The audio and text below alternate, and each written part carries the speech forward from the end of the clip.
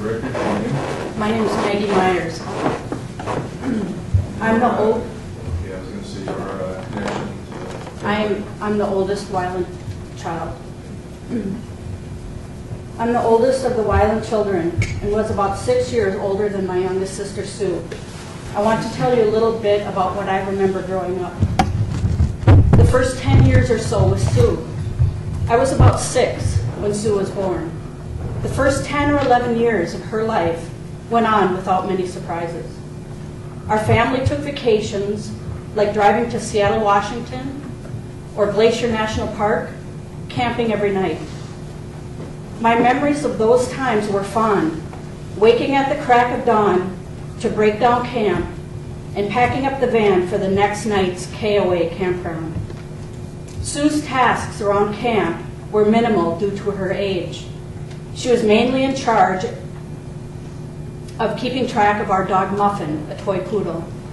But our appreciation for the bonding of sisters at that time was limited to the mentality of 2 young girls. The second 10 years or so was Sue. I graduated from high school at age 17 and moved out of our house and in with my grandparents that summer. Sue was going through junior high and senior high, really growing up. I missed so much then as I was learning who I was with my new independence. The next 20 years or so was Sue. Soon after graduating from high school, Sue met Peter. I was settling into my own adult life of meeting my future husband, getting married, and having children. As families often do, Sue and I were busy with our own lives and had not quite realized the bonds of a family that often bring us back together as adults and rekindle the friendship until the later part of those 20 years. My sister Anna Maria and I had begun to rekindle our friendship, and I was hoping I could do the same with Sue. But there was always something hindering that rebuilding, the abusive, condescending dominance of Peter White. Toward the end of this period, Sue had begun to realize that love and relationships were not supposed to be so difficult, and she was trying to make it right.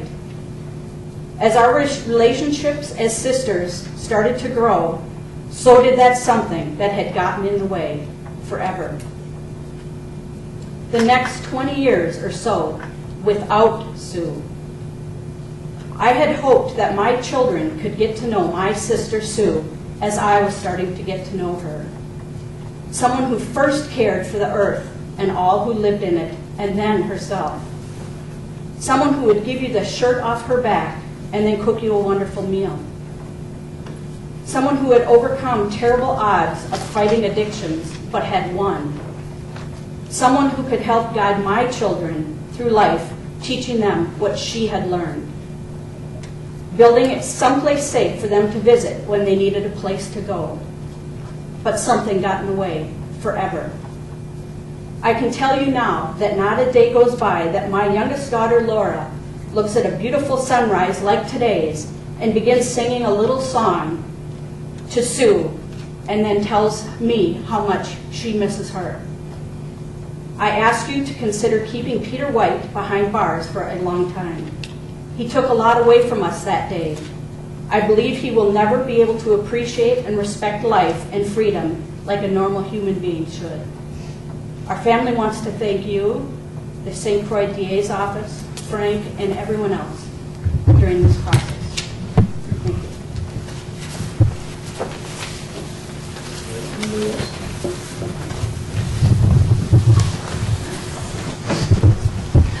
Your name, please? I'm Anna Maria Weiland, and I'm the number 2 daughter. And I just want everyone to know that we remain devastated. Anybody else? Your name? I'm Rachel Myers. I'm Sue's niece, the eldest. And I just really want to say how much I really care about Sue, and that I'm so glad that I got to know her for the period of time that she was around. I was 16. I didn't really get to know her that well, but what I did, I really that, you know, I really wish other people would have gotten to know her as well as I had, and I wish I would have gotten to know her better. And I just really hope that, you know, you do what you feel is right.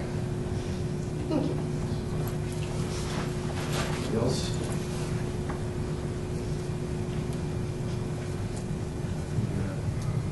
State's position, anybody else advocating that? Yes, I received more than a dozen letters from the family, and I've read all of them.